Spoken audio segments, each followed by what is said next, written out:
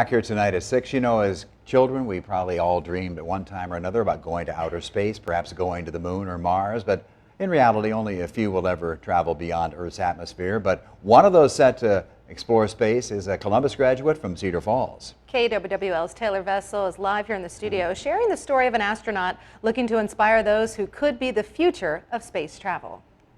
Ron, Abby, it'd be cliche to say Rajachari told students to reach for the stars when, in actuality, he's reaching for the moon. The Cedar Falls native returning to his high school this week, sharing his mission. Geometry has been a very important part, both of Air Force flying and NASA as well. It's not every day an astronaut comes to school. Rajachari, a colonel in the United States Air Force, a test pilot, an MIT grad, and now one of NASA's newest astronauts.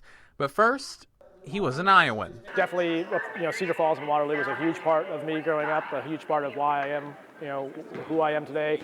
Tuesday, he returned to his alma mater of Columbus High School, sharing his story with students and saying thanks. Being here back at the school where so many of the teachers that made an impact on me was really important to come back and say thanks. Chari said he always thought about being an astronaut. He and several others have spent the last few years preparing, whether it be in a spacesuit or a classroom. He's part of the first class to graduate under NASA's Artemis program, aiming to establish a permanent human presence on and around the moon.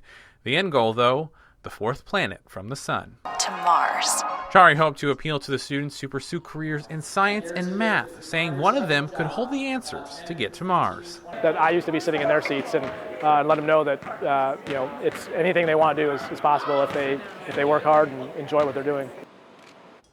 Now, Chari said he applied twice to get into the astronaut program. It's another detail he hopes will convince students to persevere.